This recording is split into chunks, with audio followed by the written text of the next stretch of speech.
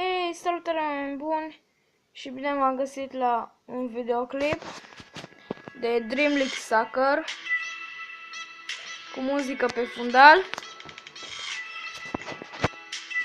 Suntem cu CSU Craiova, Donnarumma și restul echipei.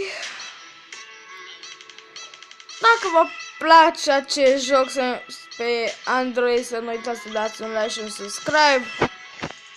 Formația clasică 4-4-2. Începem un meci.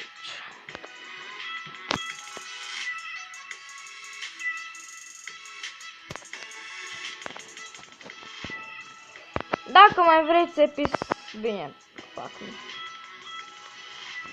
Dacă mai vreți să continu cu YouTube-ul, ziceți-mi acolo în comentarii. Pe PC nu mai o să fac, pentru că merge foarte greu. Roșu. Nu nimic. Dacă e prost.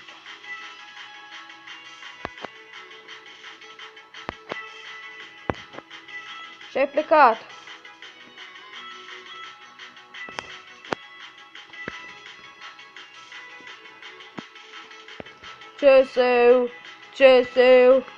CSU Craiova. Mâine cred că, bine, episodul viitor cred că o să pun inul CSU Craiova. Cred.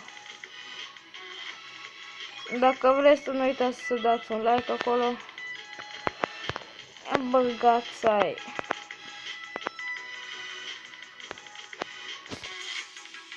E în Liga Bun. Bă, tu ești prost, Donnarumma.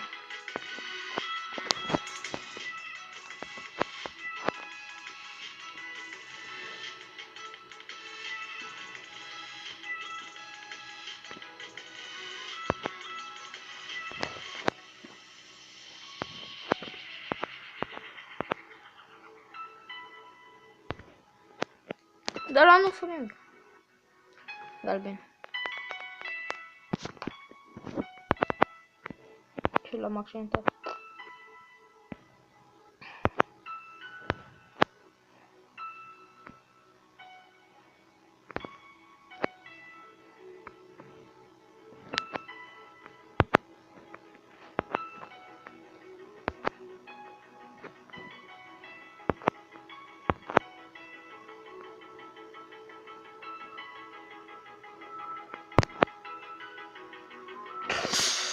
Și aproape de gol, jucătorul de la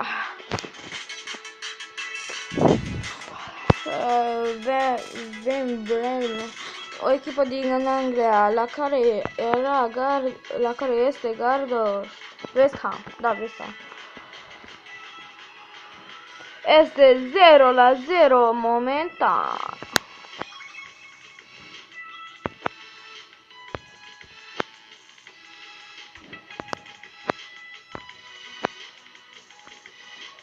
Și CSU Craiova merge pe contra asta, dar fluieră. Domnul arbitru, incredibil.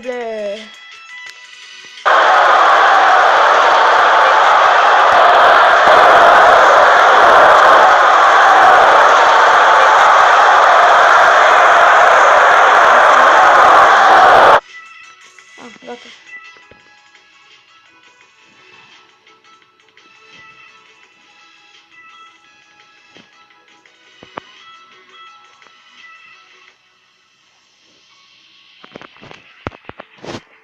Am lag un pic pentru că mi cald rău telefonul, toată ziua am făcut pe el.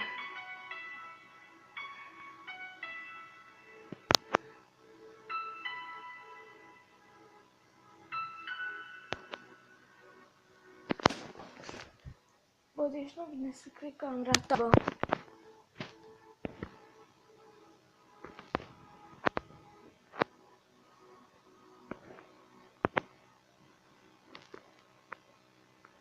Și nu mă bag pe Steaua. Pentru că toată lumea Steaua, dar să mai fie și alte echipe, bă. Toată lumea joacă cu Steaua.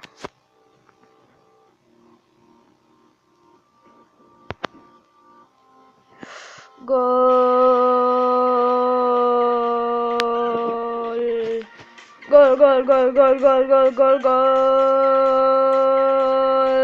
CSU Craiova marchează în minutul 65 primul gol de seară, incredibil. CSU Craiova ratează din nou.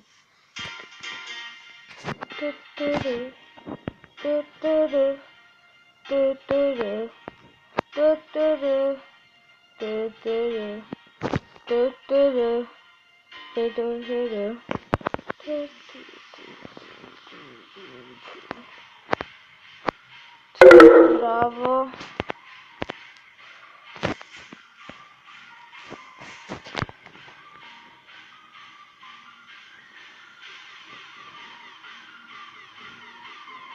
O luat o faulă, mă. Da, mi se... Așa.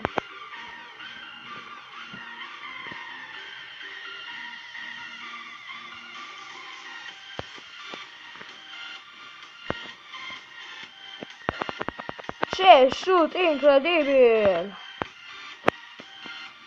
Dar Donnarumma degajează, facem o preluare, pasăm mai departe, încă o pasă, Garcia, șut! Easy peasy pentru CSU Craiova!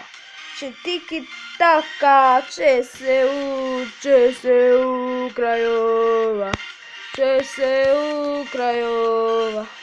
Ole, ole, ole, ole! Și nu țin cu CSU Craiova, cu Steaua țin, dar și atunci, bă, toată România joacă cu ăsta, cu Steaua. Nu numai Steaua există în România.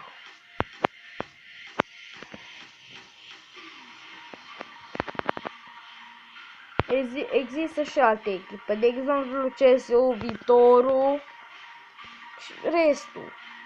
Numai cu Manchester United, bă! Capital Club final, bă! Deci cam atât a fost pentru episodul de astăzi. Eu am fost Vlad, ne vedem data viitoare. Pa, pa!